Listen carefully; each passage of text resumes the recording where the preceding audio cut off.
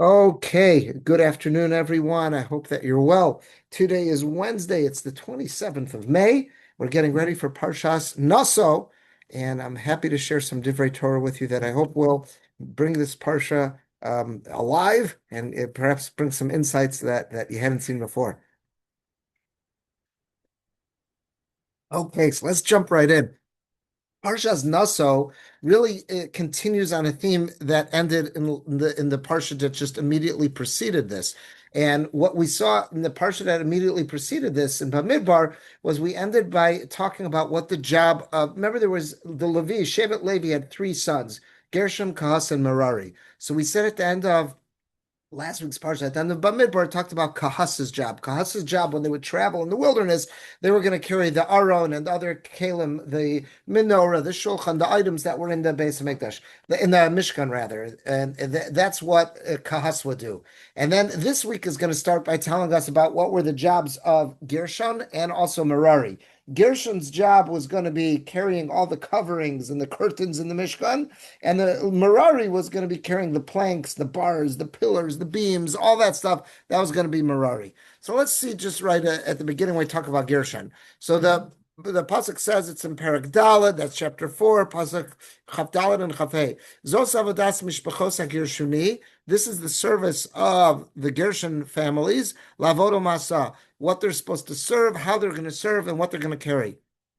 Hey, Venasuas Yirios HaMishkan, they're supposed to carry all the curtains of the Mishkan Vezol Moed and the tent of meeting, Michseu, Michsea, Tachash, Asher Alav Melmala, the coverings and all the Tachash skin coverings that are laid out on top. Because remember, it wasn't just one covering, it was multi-layers on top. So all those different coverings that are on top. That's Masach Pesach Ol Moed, and also the screen that was at the entrance of the Ol Moed. There was all these various coverings and curtains. That was going to be the job of Gershon, of the Gershon families to carry. So we're going to take a look now at what Rabbi Shlomo Margolis says. He's a beautiful point. Rabbi Shlomo Margolis, we've quoted him over the last year or two. He was a student of the Navardic yeshivas in Europe, and he made it out. I think he came to America right after the Holocaust, and he was a rabbi in Boston for several decades before, at the end of his life, moving to Israel, where he passed away. So he compiled many of his Divrei Torah on the Chumash, and we're going to see what he says on this pasuk here. It says, "Nasoas Rosh B'nei Gershon Gamheim." The parsha begins by saying that he needs you to count, take a tally of all the members of Levi in the Gershon family, and their job is to carry the Urios HaMishkan, all the curtains and coverings of the Mishkan. So he says as follows: Hine Gershon haya habechor. So if you look at the three sons of Levi, again, it's Gershon, Kahas, and Merari. Gershon was the oldest, then Kahas, then Merari. So he says, if Gershon was the Bechor, the oldest, Mina Roy Haya, I would have said, if I was giving out honors, Haya Shetinasin Lo Avoda Ilah Yoser. He should have gotten the most important task, Lefi Chashivuso Uma'alaso, because of his rank and his standing as the Bechor. You should have gotten the most important job. And who had the most important job? Kahas was carrying the ark, carrying the Aron and the menorah and all that. That was Kahas. So it's like, whoa, what am I, chopped liver? Gershon, if it was up to me, I would have said he should have been upset. He should have been saying he wants to carry the Aron. He's the Bechor. Ve'ilu le'achav, and to his brother Kahas, tinasen avoda pchusa yoser. We should give him a more lowly form of avoda. Ki enim chashuvim kamoso, because they're not as distinguished as him. He's the Bechor. The Bechor should get the best of the choicest job, which would be carrying the Aron. But what do we see? Exact opposite. They got kahas. They got the most, the choicest role. And what was that? They got to carry the ark. They carried the menorah, the altar. And what happened to the mishpachos of Gershon? They're the oldest, the Bechor, the most distinguished. They got to carry all the curtains and the coverings. And where's the justice in that? Shema dvarim achitzonim. Those are the outermost items. Those aren't the innermost. The innermost are the most chashuv, the most important. That should have gone to the Bechor. And here's Gershon. They weren't commanded to take anything of the innermost sanctum, any of the most chashuv stuff. Shemi karosh al Mishkan, which is actually the most important part of the Mishkan. Where's the justice? Yes, Abby.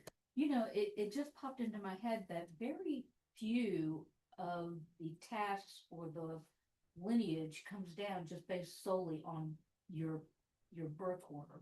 Like Ruvain, Right, he got passed over. he got passed over. And you think about the firstborns and the Avoda, Right, they got passed over. right, And you think about Korach's whole thought was like, I'm supposed to be higher than Moshe. right. Or I'm my status is, but really, and throughout the Chumash, we don't really see the Bechor automatically getting stuff. Right. You have to like earn it. It's like an anti-nepotism kind of a thing. Right, right. So there definitely are cases where the Bechor has been passed over, in very important cases, but we would kind of assume those are exceptions almost to the rule. Generally speaking, the Bechor gets pishnayim, he gets like a double portion of an inheritance. So he's just raising the question here: what happened? You know, he says, "What happened here? Why isn't Gershon upset about this? Why doesn't he feel slighted? What happened here? It looks like he got overlooked." So he says, "Ach emes," but what's the truth?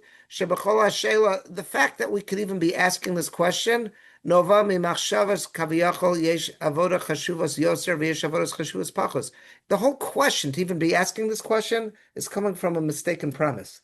Is that we're looking at the Mishkan is that, oh, there's some tasks which are better than others. In other words, the very fact that we could, in other words, that I'm even asking this question means my perspective is skewed. My perspective is all wrong. This is the Mishkan. Any role you could be playing in the Mishkan is awesome. Who are we to start saying this one's more important than the other? That's what he's saying here. He says, "Achzos lamandu." What do we learn from this? Ki ena davar kain. It's not like what we say things. In other words, we are so mundane, and we say, "Oh, I want to get that part of it, this piece of it, that bit." At the end of the day, it must be any role you could play in working in the Mishkan, they're all on equal importance. The ein malo benesias aron, excuse me, yoser benesias eirios. There's nothing more chashuv about carrying the ark than carrying the curtains. They're all part of the Mishkan. Each has its essential role to play. So they're all playing essential roles. Ki ba'avodas hakodesh hakol shav v'chashuv. When it comes to divine service, any role that anyone plays in divine service is important. There's no such thing as pointing a finger and saying that role is more important than this. And you just think to yourself, how many people's lives would be better if they didn't get caught up with this Mishgas? You mentioned Korach before, right? And Korach, and that's what Moshe was telling Korach. He says, Rav lachem b'nei Levi, you're Carry the arm. yeah, he was from the Kaz family, right? So he was saying to him, Rav Lachem B'nai Levi, you've already got important tasks. Now you want the kahuna? Like, there's everyone's got important tasks. Don't start looking at it saying, evaluating, I think this task is more important than others. Anyone who's playing a role in the Mishkan has an important role to play. And then he says here, look at the third paragraph. Game adlakas haneros. You also can learn this lesson from the lighting of the menorah. Al Yedei Aaron lamedim zos. We learn this from the fact that Aaron is given the job of lighting the menorah. Sha'av she'Aaron haya kohen gadol me'achav. Even though Aaron was the loftiest, he was the highest ranking kohen. Mikom makom hu nitztaveh. He was commanded lo rak betzem hadlaka, not just on lighting the menorah, elagam b'hatavas haneros, preparing the lamps and the wicks. That's kind of a dirty job. Remember there was that cable TV show Dirty Jobs, and it was what was he doing? I think it was Michael Rowe was the name. Is that what he? I've watched a couple episodes. You know, every now and then you're exercising, you need to watch something. It's fascinating stuff. He's looking at what are some really important jobs in society that people think of as dirty jobs, but without those jobs, society just can't function. We need those jobs. We need those guys who are working with the sewers. We need those guys in the septic tanks. We need all the, yeah, they may be dirty jobs, but they pay well, and without them, society just can't function as we know it. So that's what he's saying. So what happened with Aaron? I would have said, what's he doing? He's the Kohen Gadol. Why should he get his hands dirty? Why should he deal with oil? There's going to be oil stains if he's got to take care of the wicks and preparing the menorah. Give that task to a lower ranking Kohen. But what do you see? Even preparing those wicks is part of the holy tasks of what's necessary in the Mishkan. There's nothing to be ashamed. We don't look at it as a dirty job. That's an essential job. It might have some carry some oil with it, But that's an essential job. We don't look at that as like a low-ranking job. I don't want to get my hands dirty. V'chein mesupar, and what is the famous story? There's a beautiful story. Shebetalmud Torah beKelm. There was a famous Musar yeshiva in Kelm, not Chelm, that's the butt of all those Yiddish jokes, but Kelm with a K. Kelm was a very famous Musar yeshiva. One of the students of Rav Yisrael Salanter was known as the Alter of Kelm. Rav Simcha Zissel was his name. Rav Simcha Zissel Broid, and he was the Alter of Kelm. And many of the mashkichim who ended up being the Musar instructors and many of the Musar yeshivas in Lithuania, they were students of his. Like the Alter Slobodka, for example, was a student of the Alter of Kelm. Many of the great Musar leaders in the Lithuanian yeshivas, they were students of the Alter of Kelm. But there's some stories that are out there. It was very, very, it was not a yeshiva that was kind of seen as for the masses. It was kind of a very unique place. And you'll hear stories every now and then about the sense of order that existed there. I once heard a story about someone who had forgotten an umbrella there decades earlier, was in the coat room, and they almost had a system about how often people would go dust off the umbrella, so it should be there ready for Hashavas Aveda, ready for when the owner of that umbrella comes back to come back and to claim it. But we're going to see a beautiful story, he says here, about the Talmud Torah in Kelm, the yeshiva in Kelm. Also, the fact that it was called the Talmud Torah. You don't associate that as being, this yeshiva gedola, but that was what it was called in its humble nature, the Talmud Torah of Kelm. Henhigu, what was the custom there? Shes avodos hanikiyon, the tasks that were necessary to clean, the custodial tasks. Asu talmidim harbe, atzmam. The students themselves were given the jobs of keeping the yeshiva clean. In other words, first of all, this sent a lesson to everyone how important cleanliness was in their lives, but also this was showing that this is important too. Ulenichbad biyoser, whoever was seen as the most chashuv of the students, Ubal hasaga Gdola, whoever who had attained the greatest levels, Nasnu lo lechaber aritzafos. They were given the task of mopping the floors. Do you realize how chashuv you are? You have the task of keeping the floors of the yeshiva clean. Like, wow. And people like saying, like, I want to be that guy. I want to be that guy who's so recognized by the Rabbeim that maybe next week I'll have the zechus of mopping the floors. He says that was how they ran the yeshiva in Kelm. Lechanech, they wanted to teach the students, at least chanech, and to make sure everyone learned the lesson. Ki ein avodah pchusa b'kodesh. When it comes to maintaining a yeshiva, when it comes to maintaining a shul, when it comes to maintaining any institution that is a Torah institution, there's no such thing as a dirty job. All these things are absolutely essential to keep the place running. Nobody should be ashamed to participate, and it's a zechus, it's a merit to participating. Why on earth should someone be ashamed of that? Yes, Joanne. That the reason that the job of lighting the menorah for Aaron is so, or I find the way it's so unique, is because it had to be done every day. Correct, but that's lighting it. But aside from lighting it, he also had to clean it and prepare the wicks. That's kind of a dirty job. Give that to one of the lower ranking guys. That every day too, and the point was that his role involved consistency, which was Correct, but you could say all that about the lighting.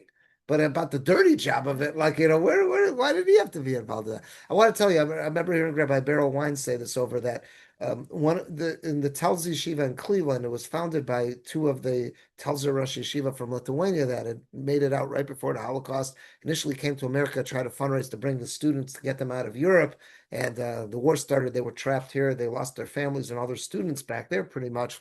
But the two Rabbanim was Rabbi Elimer Blach and Rav Matul Katz. So they restarted the yeshiva in Cleveland. They also started the Hebrew Academy at Cleveland there. But they said about Rav Elimer Blach that he was a very, very handy person, just was very mechanically inclined. And, as a proud Lithuanian Rosh Yeshiva, he wore a kapata, the long jacket. And apparently he had sewn on the inside all sorts of pockets for all sorts of different tools. Because also the yeshiva was pretty broke. They couldn't hire a custodian or a maintenance guy. So he had screwdrivers, he had a hammer there. So he kept nails and screws and different tools and stuff. So he said it was just a common sight that, he'd be walking past yeshiva, see something like out of the kapata comes a screwdriver, to fix something, put some nails back in the walls or something. That wasn't seen as beneath his dignity. That's someone's got to maintain it, and It's part of the Avodas HaKodesh to keep it going. So he says one more. He says, look at this last paragraph. Vulai, and perhaps we could take this theme, just reminding everyone that there's no such thing as dirty work when it comes to maintaining a Torah institution. Vulai lazen emar. Maybe that's the reason why it says, look at what the parsha is called. Naso. What does naso mean? To elevate, to lift up. Naso is Rosh B'nai Gershon. Velo pekod. It doesn't say count them. It says naso, elevate them. Ki naso ainu lashon nesia nesius gedula.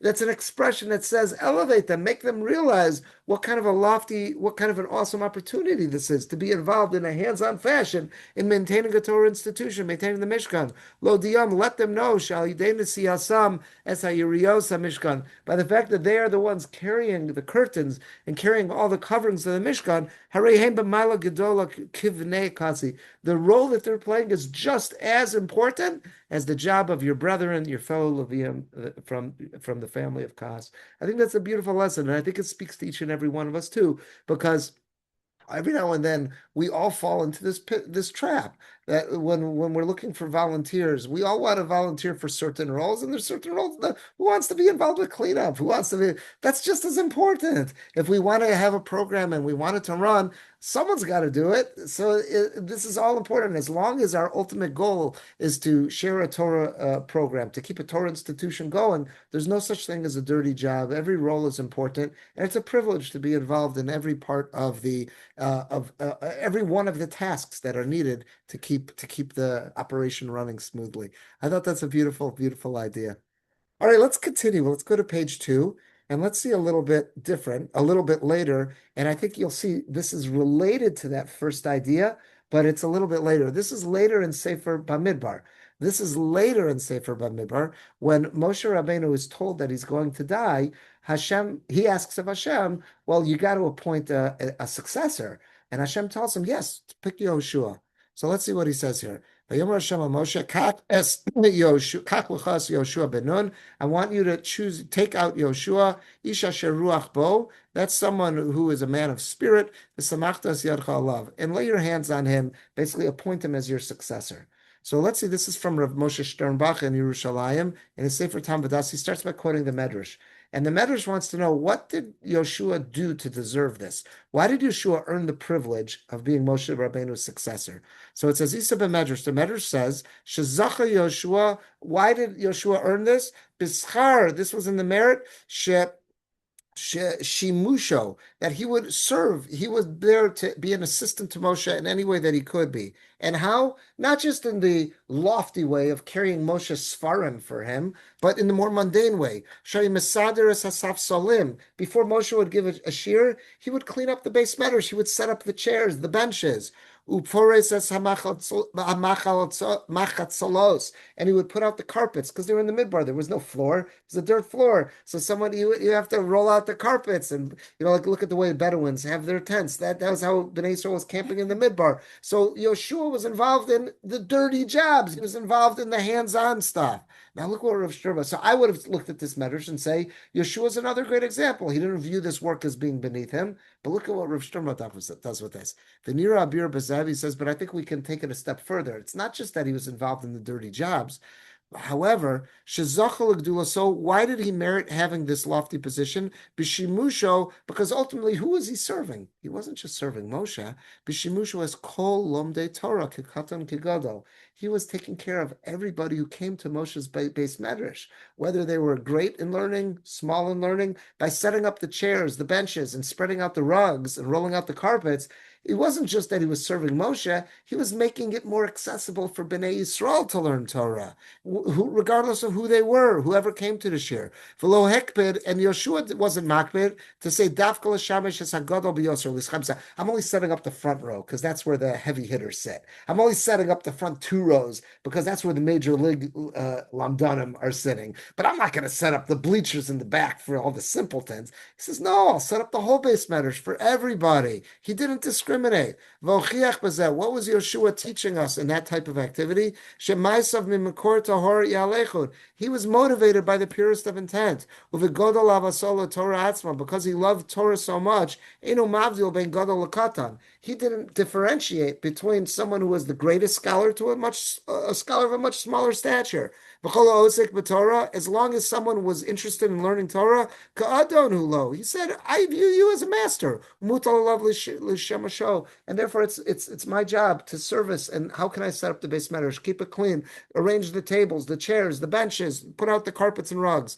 V'zacha b'zeh, and that's why he merited lios mimosrei haTorah, to be one of the people who would pass along, be part of that chain of transmission of the Torah, ma'atike hashmua, and to be one of the receptacles who heard it directly from Moshe and then passed it on. Lavir ledoros achron and mashalam Moshe, to pass on to future generations all that he heard from Moshe. So I love what Rav Sternbach is doing here. He's saying it's not just that Yeshua said there's no such thing as a dirty job, and I'm going to set up the chairs, the tables, the benches, I'm going to roll out the carpets and keep the base medrash clean, but more than that, I'm not just there's no dirty job, there's no, and therefore there's no status level when it comes to the tasks that are necessary for the upkeep of a Torah institution. There's also no status level when it comes to the people who are learning Torah. I'm going to take care of the simple lamdan, just like I'm going to take care of the great Gaon, the geniuses. All of them are coming to study Torah, and they all deserve what can I do to make this process more attainable? What can I do to make this process better? And they all want to play that role.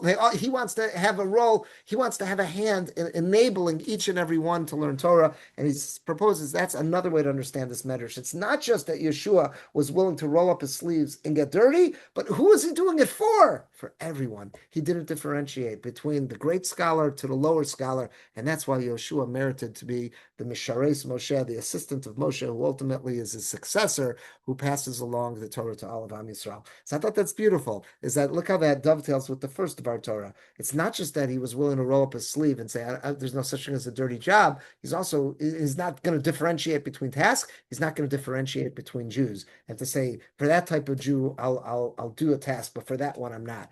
Any student of Torah is worthy of our assistance. And that was Yoshua. I thought that was a beautiful observation. I never thought of it that way. All right, let's continue. Let's look on middle of page 2. Let's look at where this is again back in our parsha in Parak Vav. So towards the parsha goes on, and it says we read two incidents that seem to be wildly unrelated. We start with the incident of Sota, and that's the situation where a husband suspects rather that his wife is not being faithful to him. And this has obviously thrown a wrench in their marriage. And Hashem wants to help this couple recover because more likely than not, she's perfectly innocent and he's just being overly suspicious. So there's this ritual that's set up, the Sota ritual, which is meant to prove that she's innocent. And in 99% of the cases, that's the way it's going to come out. Unfortunately, there's this minute number of people that may have been unfaithful, and there will be a divine punishment that they experience from drinking that special formula. But in the majority of the cases, they were innocent, and this was a way to restore the marriage and bring shalom bayis back to this couple whose marriage has been fractured. But right after Sota comes a section of the Torah which seems to be completely unrelated, and that's Nazir. So the commentaries want to know, and Rashi says it quotes the Gemara and the Medrash. What's the juxtaposition? Why does Nazir immediately follow Sota? So let's look at these two psukim. This is right after the incident of Sota. It says, "Vaydaber Hashem el Moshe." Lemor, God speaks to Moshe saying, Daber al b'nei Yisrael, I want you to speak to the Jewish people, V'amarta alayhem, and here's what you're going to say to them. He says, Isho Isha, ki afli lindor neder, nazir lazir Hashem. Here are the rules that are going to be given for someone who takes on the Nazir vows. Okay, let's see again Rabbi Margolis. Rabbi Margolis quotes Rashi, again who's quoting the Midrash and the Gemara, and he says, Lama nismacha parshas Nazir leparshas Sota. Why is the section of Nazir, what's the juxtaposition? Why does it immediately follow Sota? Lomar lacha, to teach us the following lesson, Shekol haroa Sota b'kukula, anyone who saw the Sota go through this terrible experience, see her in a state of debasement, yazir atzmo min hayayin, should take a vow, I'm not going to drink wine because I want to make sure I never end up in that position or never end up putting someone else in that position. Because everyone knows alcohol can lead to all sorts of bad situations. I heard people refer to alcohol as liquid confidence. They'll say because that'll give the man the confidence to approach that woman at the bar who he never would have had the confidence to approach otherwise, or at the party. So it's called liquid confidence. That's what they would say. So in other words, if someone would see what happened to a sota and see her going through this very, very bad experience, they should take a vow of abstinence, a temporary vow of abstinence from wine. That'll make certain that they never follow their more base inclinations. And what's the obvious question on that? I would imagine, what did he see? He didn't say he saw the sota actually being unfaithful. He didn't see her having at a wild party. He saw sota bekulkula. He saw her going through this horrible experience. I would have guessed, if you asked me, who's the last person who needs a nazir vow? Someone who witnessed what happens to someone who's been through the very degrading sota ritual. Yet the Torah says, no, that guy needs to take a vow and take a vow of abstinence from wine. Why? What's going on? So let's see what Rabbi Margol says. Mikan roim. What do we see from this? By the fact that that Chazal say that the one who saw the sota go through this ritual, he needs to take a vow from drinking alcohol. Ad kama rechokim anu mehakaras tiva v'nafsho shel adam. Look how far we are from truly recognizing what makes a human being tick. Ki hare adam sheroa davar mituav shekazeh. I would have said, if a person saw such a horrible experience, he saw the sota go through this whole ritual where she's somewhat humiliated in the Beis Hamikdash, first in the Mishkan, then in the Beis Hamikdash, she has her hair undone, and then she's got to do this whole ritual with the Kohen and then drink the water, and then if it ends up bad, then it's even worse. L'chora etzam adavar dayo she's orer bekirbo rigshus salida v'tiyuv kapes nos v'niyov. That would have been enough just to have seen someone go through that horrible experience. That would have been enough. That's going to basically throw me in the cold shower. That's going to throw an ice bucket on me that I'm not going to ever get involved with any kind of promiscuity or infidelity. He doesn't need any further boundaries. He doesn't need to set up any protective measures. But the Torah says, no, that's not the way the human being works. What does the Torah teach us? She'ena davar kain. That's not the way the human mind works. The human mind works very different. Uve'emes kochos nafsho shel adam. What is our human instinct and what is our drive? Misugalim limashech acharei hara. We are hardwired to be pulled after baser instincts. Afilu biroso kilkol narish, even if someone sees the terrible consequences that could come from it. Just the very fact that you hear the mention of, boom, infidelity, promiscuity, boom, all of a sudden my antennas go up. It doesn't make a difference that, whoa, I just saw all the negative consequences of that. It doesn't matter. I'm going to start thinking, okay, but how can I pull it off so I could get away with it and I won't get caught? Okay, she got involved in this, but she got caught. That's why she's here and going through the sota ritual. But now that you're telling me it's an option, that this is something that exists, well, maybe I've got a craftier way that I can pull this off and I'd be able to get away with it. That's human nature. It doesn't make a difference that someone's seeing this person being all humiliated like this. Right away, they're going to start to think, okay, well, because of the fact that's the way that human beings are hardwired, they're going to start to think, well, how can I do this and get away with it? Lezeh, specifically, that's why the Torah warns this person. Lezeh uzharnu ki lezeh yesh tzorech miyadi. This person has an immediate need, b'sayag chazak mode, to erect some kind of serious protective fence, v'hu nazirus min hayayin, and that is abstaining from alcohol. So that's from wine. That's what we're telling this person. In other words, I would have imagined a person like this doesn't need any further motivation to stay away from sin. Look what happens. But that's not the way the human brain works. The human brain works specifically as soon as this is being witnessed. Now all of a sudden the person starts to think, "Whoa, that's an option. How can I get away with this?" I remember hearing this so much when, if you remember, back in the early '90s, when President Clinton was going through impeachment, and it was just all over the news about his infidelities.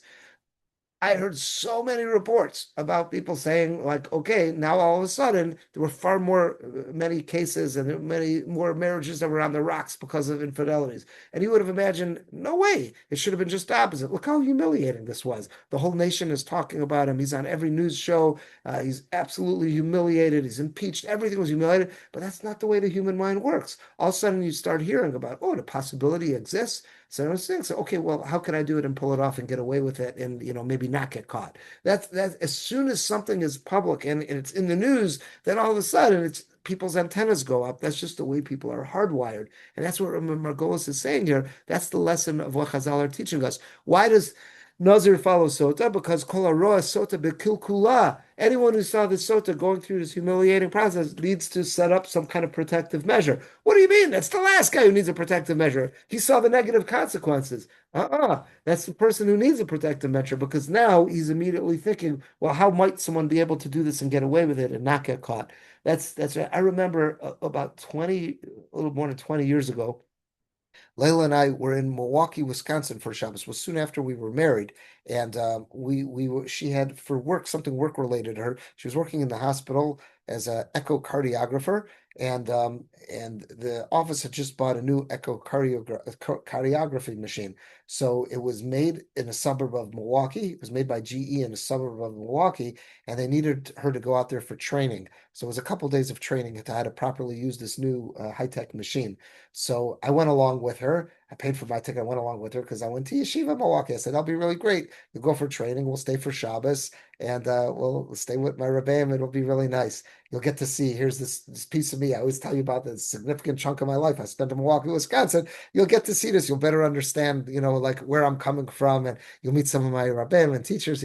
So we had a beautiful Shabbos there. And I remember on Shabbos afternoon at Shalosh Shudas, one of my high school Rebbeim, Rabbi Shapiro, he was speaking, and it must have been Parshas Naso, and he said this on his own, looking at Rashi. Exact same thing that Rabbi Margolis said. I remember Rabbi Shapiro saying this on his own. So again, I reached out to him this week when I saw this. I took a picture of this piece from Rabbi Margolis, and he's retired. He no longer lives in Milwaukee. He lives in Florida. He's with the Kollel in Florida now, and in Boca Raton, Florida. And I reached out to Rabbi Shapiro. I says, "You're never going to believe this. I'm looking at this sefer from Rabbi Margolis, and Baruch Shekivanta, great minds think alike. That same point that you were saying from that Rashi, Rabbi Merkos said the same one. Look at that, great minds think alike. And I sent that to him. I said, I remember this for that.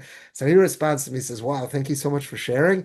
And you've got some out of control memory. Like you've got a family time. And I responded, I said, I really don't. I don't have a really good memory. It's just if something made a good impression on me. What you said, that made a really strong impression on me. It was like, you made me realize something about that Rashi I never really thought about before. And I left a really strong impression. I never forgot that every year when I see the Rashi. But I don't have this I don't have a photographic memory at all. It's just something when someone makes a good impression. You made a really powerful impression of me. Thank you. That was what I responded to there.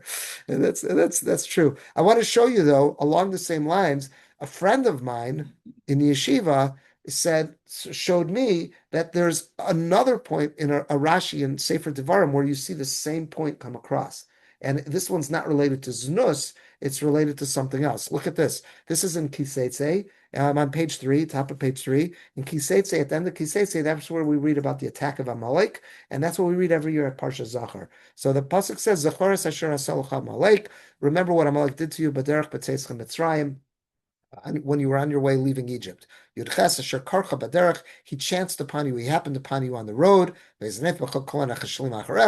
cut off all the stragglers at the back, and you guys were all tired at the time, and he did not fear God. He attacked you, so now you have to take vengeance when you get into the land of Israel. That's what God tells us about Amalek.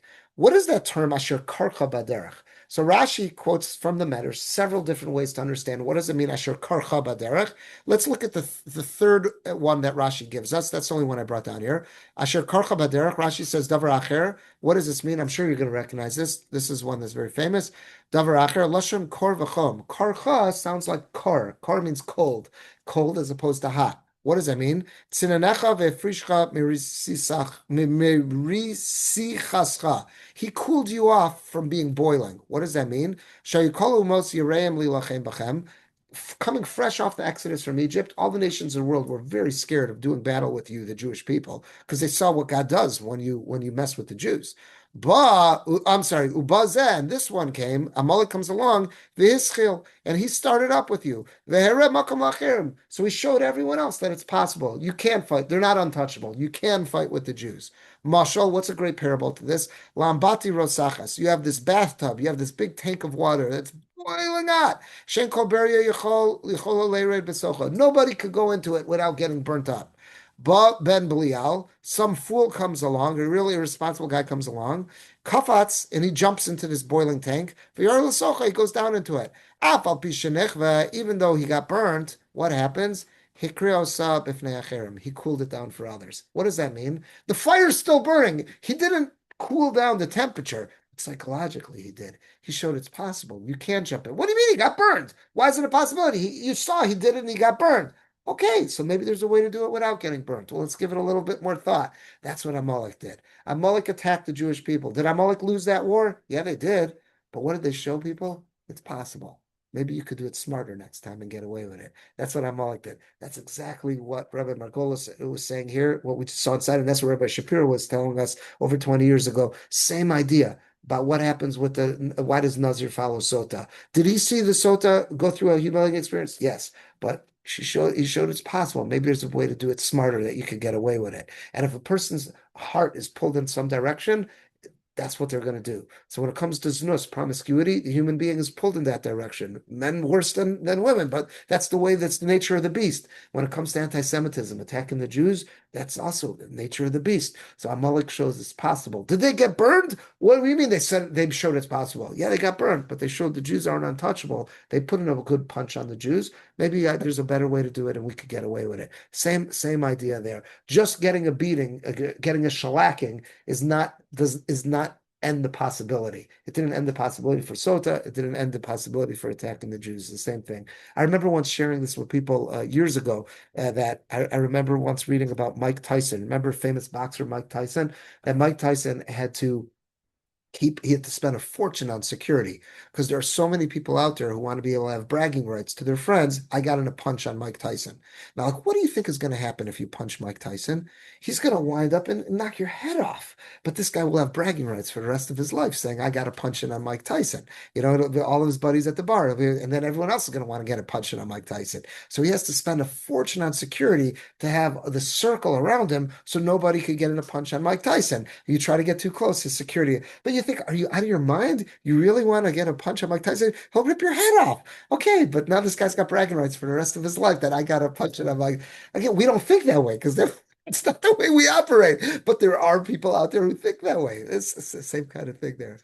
I want to share one last Divrei Torah with you. I saw this one. I thought this is beautiful. And this is at the end of Nazir. Was someone when they come out, they're not a Nazir for the rest of their life. There were a couple like that. That's called taking on like Nazir Shimshon status, but that's very, very rare. Your standard Nazir took on a period of time. The minimum was 30 days, but they could take on more than that. Whenever they came out of it, they had to bring a korban and get their hair cut in a ceremony in the base, first in the Mishkan, later in the Beis Hamikdash. And their korban, they brought a mincha, and the Kohen would hold their hands and they would wave it around. So that's what he says here. The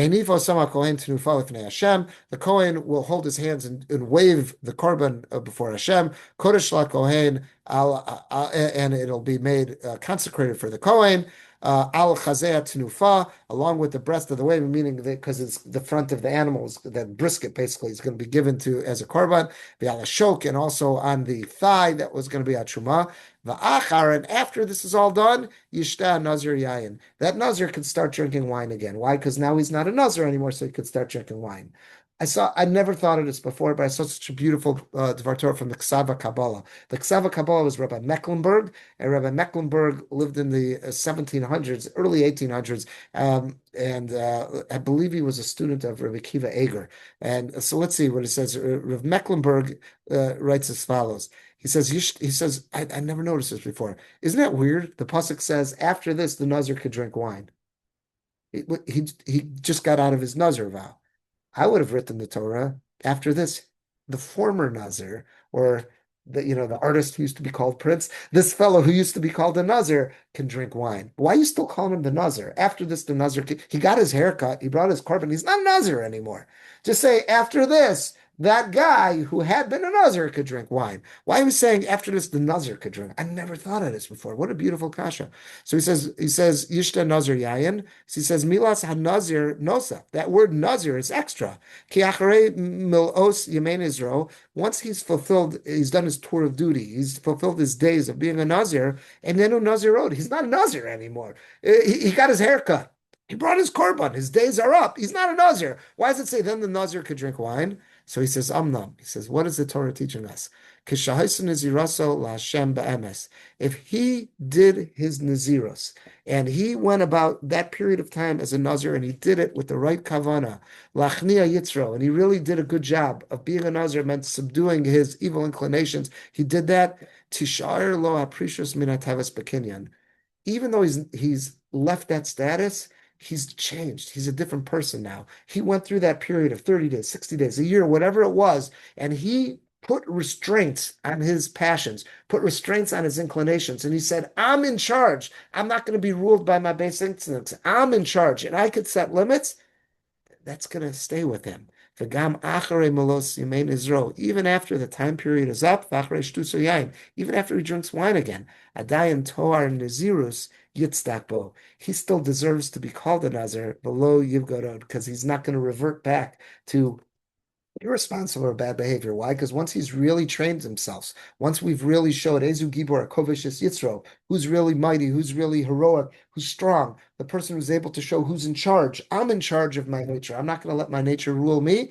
That person, if he makes a kinyan on that, he acquires it, that's going to stick with him. He might need to go for training sessions every now and then, but it's like, he attained that. He's not just going to slough off again for the rest of his life. He might have to do minimal,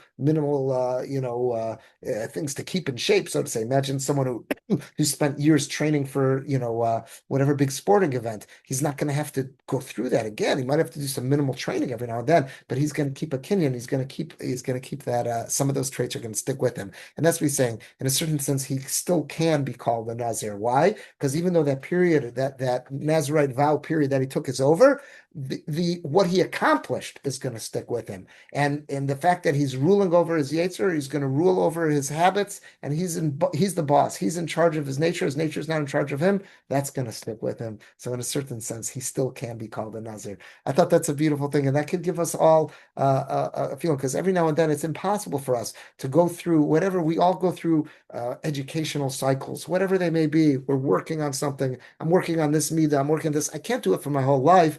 And I can say, well, what's going to be when that period of time is over? Well, whatever it is that I accomplished, those are skills, those are habits that are going to carry me through. I'm going to retain those habits. So it's worth putting in that work. Even if I'm not going to do that work for the rest of my life, it's worth putting in that work, because one good deed leads to another. And the reason why habits are called hergel is because they become habitual and they become second nature. So once we establish a good trait and a good track record, that becomes second nature. So it's worth putting in that work to be able to be able to capitalize on that. All right, so those are some Divrei Torah I wanted to share with you today. I hope you found those meaningful, and I hope that can make Parshas Naso a bit more meaningful for you this week as well. Thank you for joining. I'm going to stop the recording. Oops, I just stopped the wrong button. I'm going to stop the recording. If there's anything that anyone wants to share, please feel free to do so.